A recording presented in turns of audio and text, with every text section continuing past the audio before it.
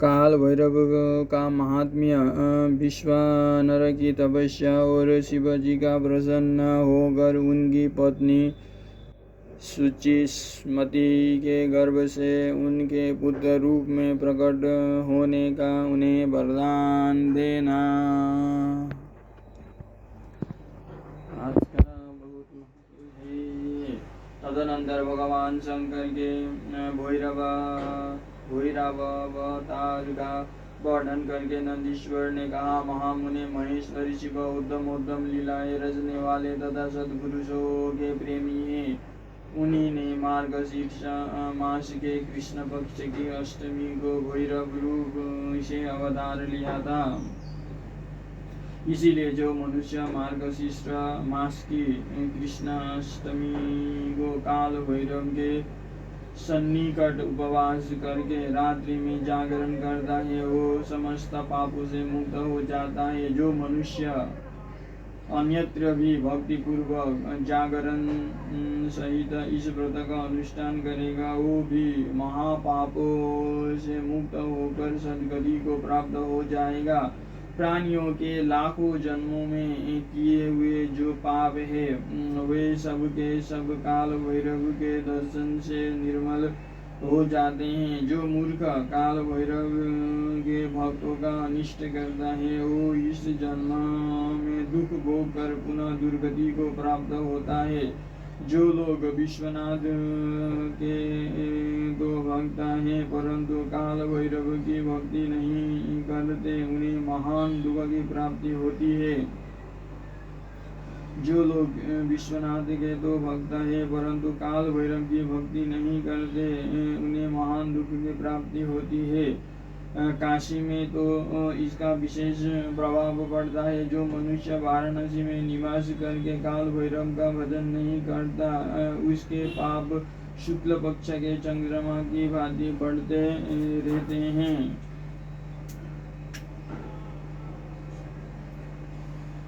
काल भैरव का भजन नहीं करता, उनके पास जो काशी में प्रत्येक भोमवार की कृष्णाष्टमी को दिन कालराज का भजन पूजन नहीं करता, उसका पुण्य कृष्ण पक्ष के चंद्रमा के समान छिन्न हो जाता है। तदनंतर नंदीश्वर ने वीरभद्र तथा सरभावतार का वृत्तांत सुनाकर कहा, ब्रह्मपुत्र भगवान शिव जिस प्रकार प्रसन्न होकर विश्वनर मुनि के घर अवतीर्ण हुए थे, शशिमौली के उस चरित्र को तुम प्रेम पूर्वक श्रवण करो। उस समय में तेज की निधि अग्नि रूप सर्वात्मा परम प्रभु शिव अग्निलोक के अधिपति रूप से गृहपति नाम से अवतीर्ण हुए थे। पूर्वकालीन बात है, नर्मदा के रमणीय तट पर नर्मपुर नामक एक नगर था। उसी नगर में विश्वानर नाम के एक मुनि निवास करते थे। उनका जन्म शांडिल्य गोत्र में हुआ था। वे परम पावन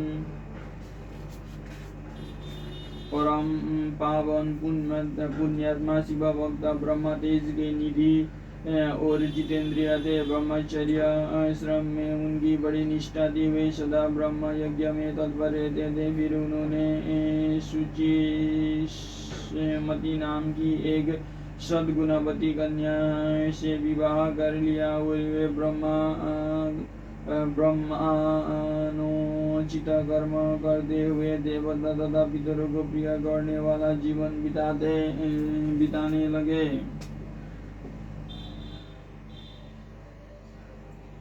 इस प्रकार जब बहुत सा समय व्यतीत हो गया, तब उन ब्राह्मणों की भार्या शुचिस्मति जो उत्तम व्रत का पालन करने वाली थी, उसके पति से बोली, प्राण आदि स्त्रियों के योग्य जितने आनंद प्रताप हो गए, उन सब को मैंने आपकी कृपा से आपके साथ रहकर भोग लिया, परंतु नाथ मेरे हृदय में एक लालसा चिरकाल से वर्तमान है और गृहस्था के लिए उचित भी है, उसे आप पूर्ण करने की कृपा करें। स्वामी, यदि मैं वर पाने के योग्य हूँ और आप मुझे वर देना चाहते हैं तो मुझे महेश्वर शरी का पुत्र प्रदान कीजिए। इसके अतिरिक्त मैं दूसरा वर नहीं चाहती।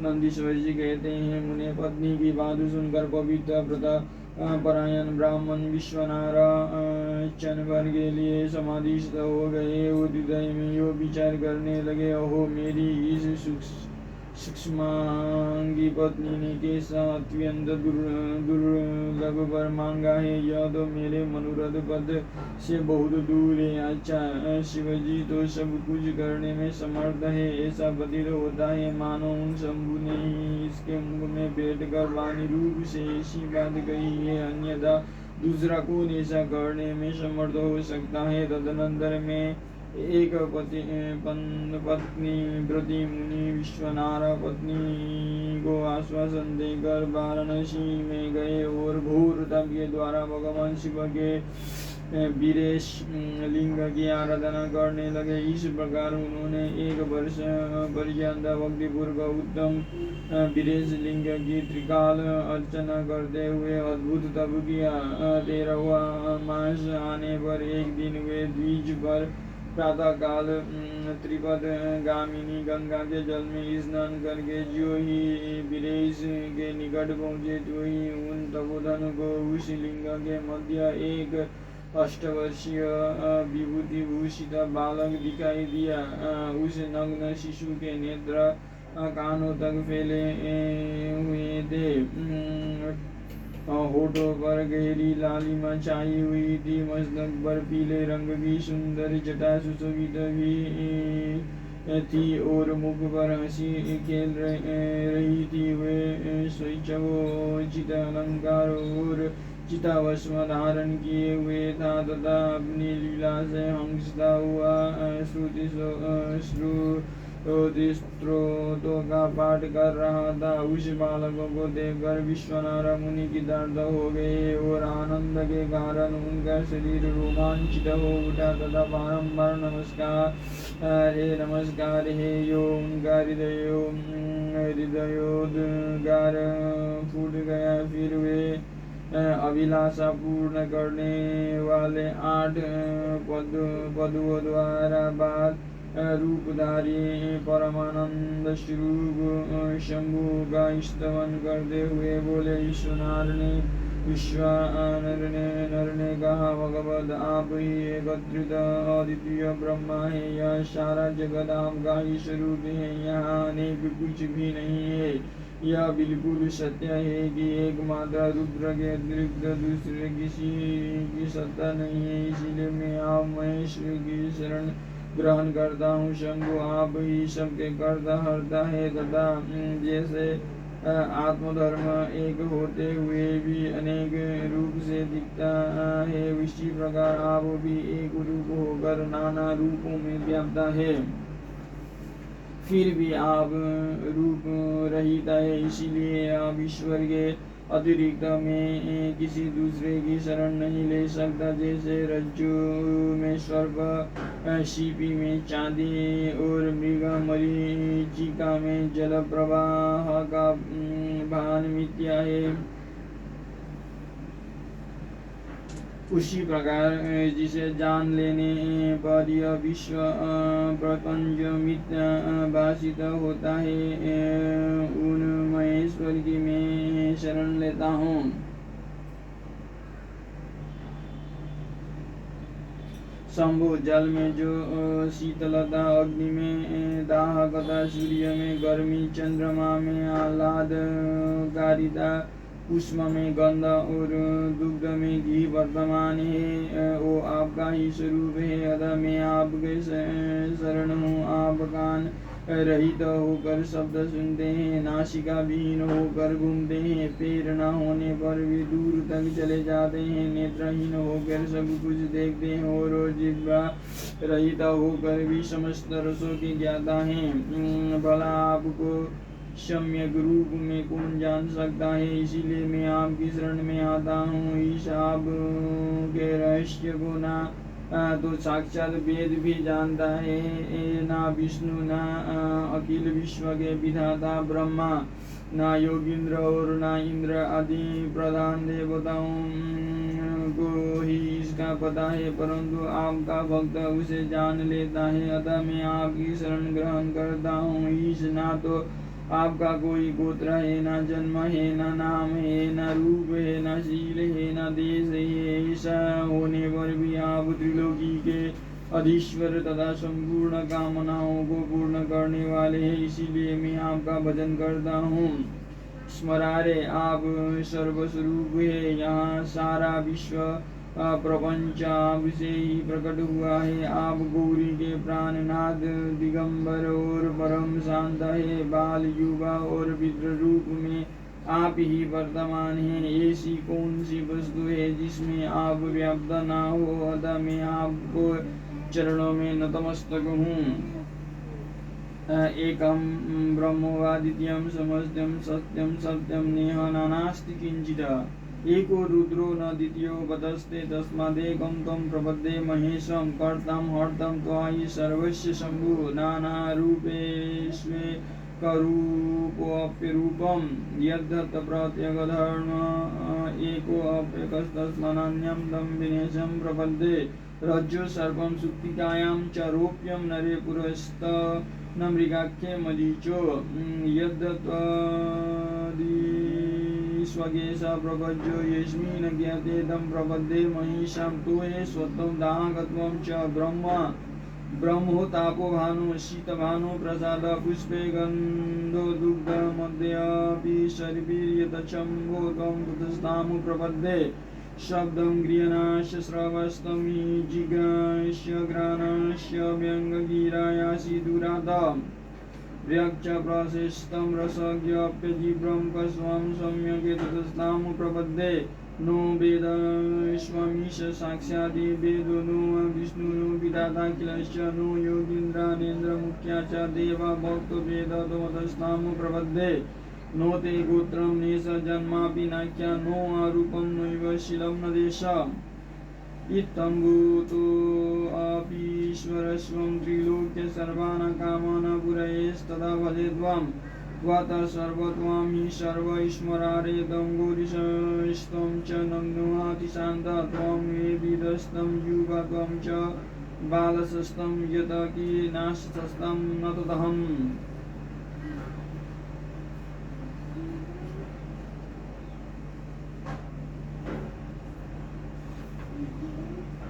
ओम सोमनाथाय नमो, मल्लिकार्जुनाय नमो, महाकालाय नमो, परमेश्वराय नमो, केदाराय नमो, भीमशंकराय नमो, विश्वनाथाय नमो, त्र्यंबकं नमो, वैद्यनाथाय नमः। ओम नागेशाय नमो, रामेश्वराय नमो, घुष्मेश्वराय नमो नमः।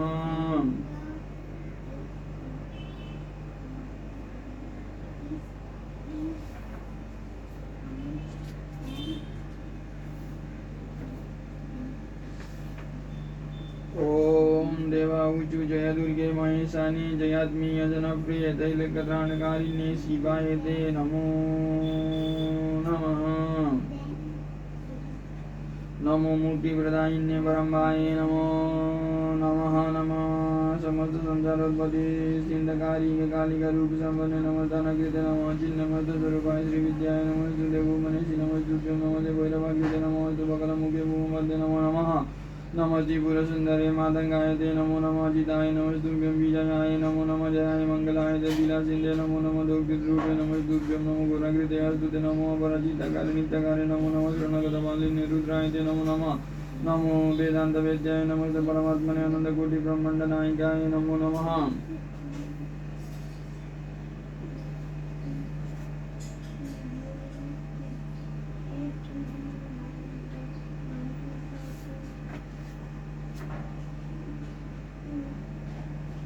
नदीश्वर कहते हैं, मुने यो स्तुति करके विप्रवर विश्वानर हाथ जोड़कर भूमि पर गिरना ही चाहते थे, तब तक संपूर्ण वृद्धों के भी वृद्ध बाल रूपधारी शिव परम हर्षित होकर उन भूदेव से बोले।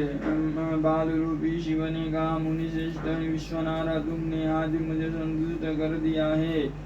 भूदेव, मेरा मन परम प्रसन्न हो गया है। अब तुम उत्तम वर मांग लो। यह सुनकर मुनि श्रेष्ठ विश्वनाथ कृतकृत्य हो गए।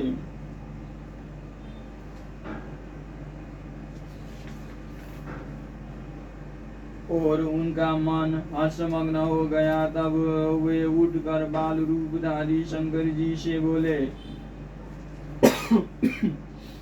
विश्वनाथ ने कहा, प्रभावशाली महेश्वर, आप तो सर्वांतर्यामी, ऐश्वर्य संपन्न, सर्व तथा भक्तों के सब कुछ दे डालने वाले हैं। भला आप सर्वज्ञ से कौन सी बात छिपी है? फिर भी आप मुझे दीनता प्रकट करने वाले याचा के प्रति आकृष्ट होने के लिए क्यों कह रहे हैं?